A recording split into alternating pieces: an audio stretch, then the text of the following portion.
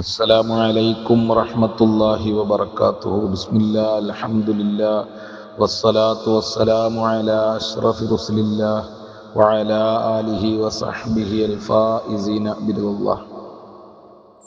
പ്രിയമുള്ള സഹോദരന്മാരെ, സഹോദരിമാരെ, സുഹൃത്തുക്കളെ, വിശുദ്ധ റമദാനിൽ നാം നിർവഹിക്കുന്ന നോമ്പും നിസ്കാരങ്ങളും ഇഅ്തികാഫുകളും ദാനധർമ്മങ്ങളും എല്ലാ സൽക്കർമ്മങ്ങളും അള്ളാഹു പരിപൂർണമായി ഖബൂൽ ചെയ്യുമാറാകട്ടെ. മനുഷ്യന്റെ കർമ്മങ്ങൾക്ക് അള്ളാഹുവിൻ്റെ അടുക്കൽ സ്വീകാര്യത ലഭിക്കുന്നതിൻ്റെ ഏറ്റവും അടിസ്ഥാന കാരണം ആ കർമ്മത്തിൻ്റെ രൂപമോ വലുപ്പമോ അല്ല,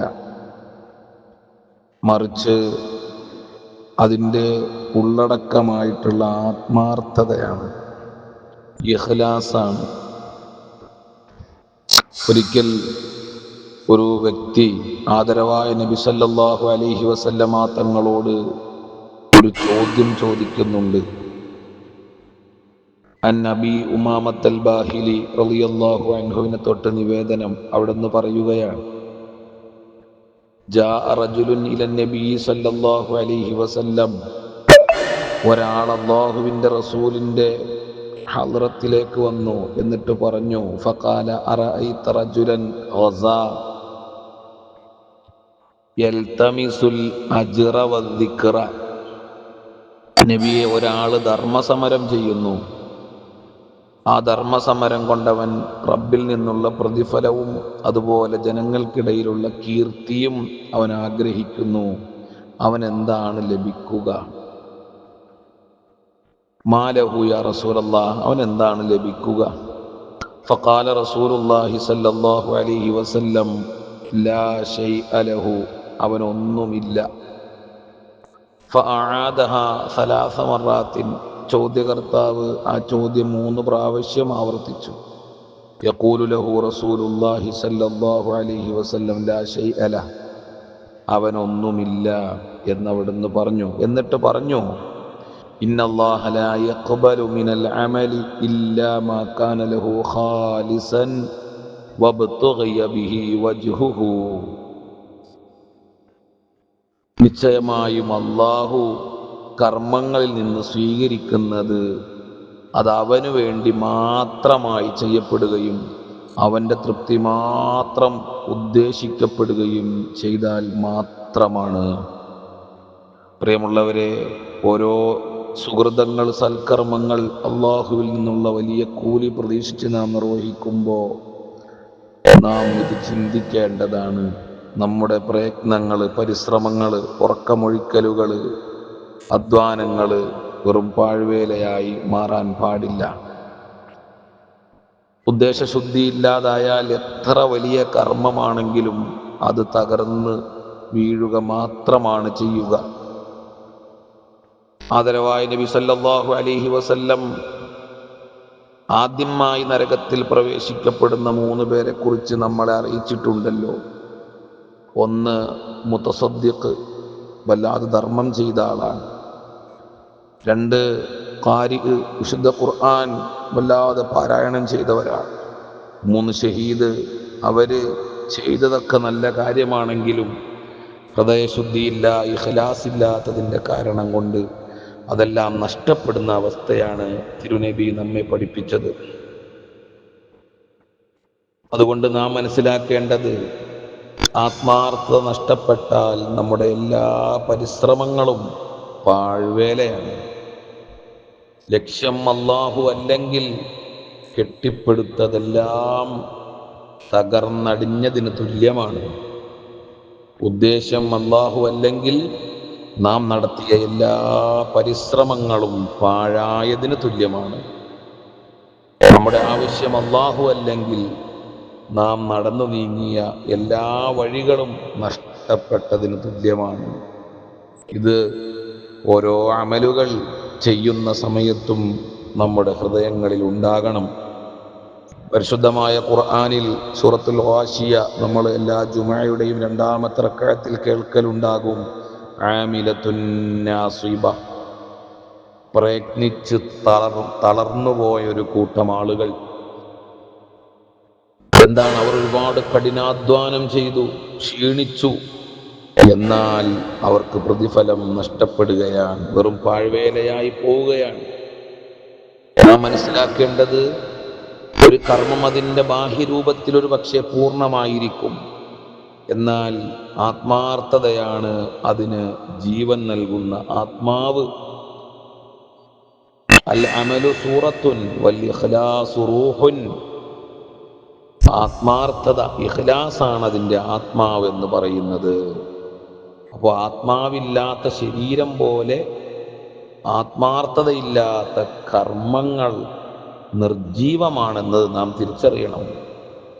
അതുകൊണ്ടാണ് മഹാരഥന്മാരൊക്കെ പറഞ്ഞത്, ഇദാലം തുഖ്ലിസ് ഫലാ തത്അബ്. ഇദാലം തുഖ്ലിസ്, നിനക്ക് ഇഖ്ലാസ് ഇല്ലെങ്കിൽ ഫലാ തത്അബ്, നീ വല്ലാതെ ക്ലേശിക്കാൻ നിൽക്കരുത്. ഇഖ്ലാസ് ഇല്ലാത്തവർ ക്ലേശിക്കാൻ നിൽക്കരുത്, വെറുതെ കഷ്ടപ്പെട്ടിട്ട് ഒരു കാര്യവുമില്ല. അതാണ് ആ പറഞ്ഞതിൻ്റെ ചുരുക്കം. അതുകൊണ്ട് ഒരു കർമ്മം അത് പൂർത്തിയാകണമെങ്കിൽ അതിൻ്റെ ലക്ഷ്യം പൂർണ്ണമായിരിക്കണം. ഉദാഹരണം പറയുകയാണെങ്കിൽ, ഹജ്ജിൻ്റെ കർമ്മങ്ങൾക്കായി നമ്മളിൽ ഒരാൾ ലോകത്തെ എല്ലാ തടസ്സങ്ങളും മറികടന്നവൻ യാത്ര ചെയ്തു.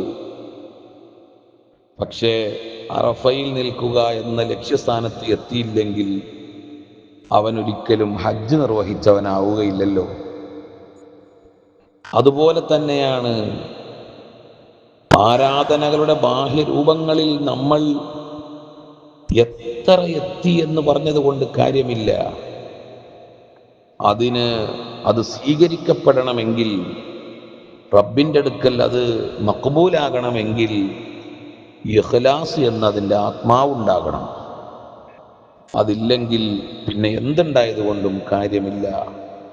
അതുകൊണ്ട് നാം ചുരുക്കത്തിൽ മനസ്സിലാക്കേണ്ടത്, ആത്മാർത്ഥതയുടെ കമ്പോളം അത് എപ്പോഴും അത് ലാഭകരമാണ്. അവിടെ ഒരിക്കലും തളർച്ചയില്ല, ആവശ്യക്കുറവില്ല, കച്ചവടമില്ലായ്മയില്ല. എപ്പോഴും അത് ലാഭമാണ് ആത്മാർത്ഥതയുള്ളവൻ്റെ പ്രവർത്തനങ്ങൾ. അത് എത്ര ചെറുതാണെങ്കിലും ശരി. ആത്മാർത്ഥതയുള്ള ഒരു വ്യക്തിയെ സംബന്ധിച്ച് തൻ്റെ നന്മകളെ അവൻ എണ്ണി നോക്കുമ്പോൾ അവനതിന് നിസ്സാരമായിട്ടാണ് കാണുക. ഒരു ചെറിയൊരു ചരക്ക് മാത്രമായിട്ടായിരിക്കും അതിനെ അവൻ കണക്കാക്കുക. പക്ഷേ സ്വീകാര്യതയുടെ പേന ആ ചരക്കിനെ അമൂല്യമായ രത്നങ്ങളുടെ കൂട്ടത്തിൽ രേഖപ്പെടുത്തും. ആത്മാർത്ഥതയുള്ളവന്റെ പ്രവർത്തനങ്ങൾ അവൻ ചെറുതായി കാണുന്നു, പക്ഷേ അത് റബ്ബിൻ്റെ അടുക്കൽ വളരെ വലുതാണെന്ന് ചുരുക്കം. ആത്മാർത്ഥതയുള്ള വ്യക്തി തൻ്റെ കർമ്മങ്ങളെ എപ്പോഴും മറച്ചുവെക്കാൻ ശ്രമിക്കും. ജനങ്ങളുടെ കാഴ്ചയിൽ നിന്ന് തൻ്റെ അവസ്ഥയെ ഒരു മറ കൊണ്ട് മൂടാൻ അവൻ ശ്രമിക്കും.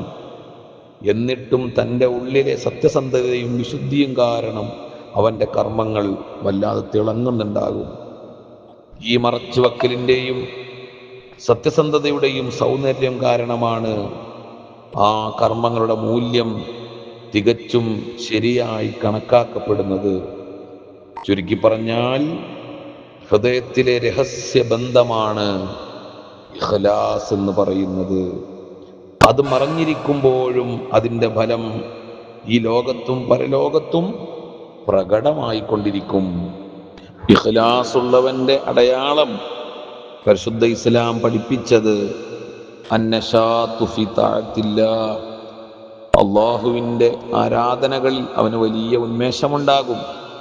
വഅൻ യുഹിബ്ബ അല്ലാ യത്തലിഅ അലാ അമലിഹി ഇല്ലല്ലാഹ്, അല്ലാഹ് അല്ലാതെ എൻ്റെ അമല് കാണണം, ഞാൻ ചെയ്യുന്നത് ശ്രദ്ധിക്കണം എന്ന് ഒരിക്കൽ പോലും അവന് ഇഷ്ടപ്പെടുകയില്ല, അവൻ ആഗ്രഹിക്കുകയില്ല. എൻ്റെ അമല് എൻ്റെ റബ്ബറിഞ്ഞാൽ മതി എന്നേ അവൻ ആഗ്രഹിക്കുകയുള്ളൂ. അതാണ് ഇഖ്ലാസ് ഉള്ളവൻ്റെ അടയാളം. മഹാനാകുന്ന ദുന്നൂനുൽ മിസ്നീർ, മഹാനാകുന്ന ദുന്നൂൻ റളിയല്ലാഹു അൻഹുവിനോട് ചോദിക്കുന്നുണ്ട്, മത്താ യഅലമുൽ അബ്ദു അന്നഹുമിൽ മുഖ്ലിസീൻ, ഒരടിമ ഇഖ്ലാസുള്ളവനാണെന്ന് എപ്പോഴാണ് അറിയപ്പെടുക? ബഹുമാനപ്പെട്ടവർ പറഞ്ഞത് ഇദാ ബദലൽ മജ്ഹൂദ ഫി ത്വഅ, അവൻ്റെ അധ്വാനം അള്ളാഹുവിൻ്റെ മാർഗത്തിൽ അവൻ ചെലവഴിക്കുകയാണ്, ഇബാദത്തിൽ ചെലവഴിക്കുകയാണ്. എന്നിട്ടോ അവൻ ഇഷ്ടപ്പെടുന്നത് എന്താണ്? സുഖൂത്തൽ മൻസിലത്തി ഇൻദന്നാസ്, ജനങ്ങളുടെ അടുക്കൽ അതുകൊണ്ട് അവൻ ഒരു സ്ഥാനവും പ്രതീക്ഷിക്കുന്നില്ല, ഒരു സ്ഥാനവും അവൻ ആഗ്രഹിക്കുന്നില്ല. നേരെ മറിച്ച് അള്ളാഹുവിൻ്റെ അടുക്കൽ അത് കിട്ടണം എന്ന വലിയ ആഗ്രഹം. ഇങ്ങനെയുള്ളവരാണ് യഥാർത്ഥ മുഖ്ലിസീങ്ങളായിട്ടുള്ള ആളുകൾ.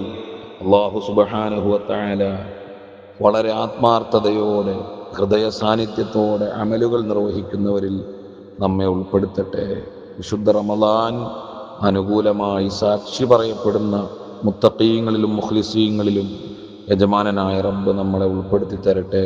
നമ്മുടെ അമലുകളൊക്കെ അള്ളാഹുവിൻ്റെ അടുക്കൽ മഖ്ബൂലായ അമലുകളാക്കട്ടെ. മുവഫഖീങ്ങളിലും ഖൈറിൻ്റെ അഹ്ലുകാരിലും അള്ളാഹു നമ്മളെ പെടുത്തട്ടെ. അസ്സലാമു അലൈക്കും വറഹ്മത്തുള്ളാഹി വബറകാതുഹു.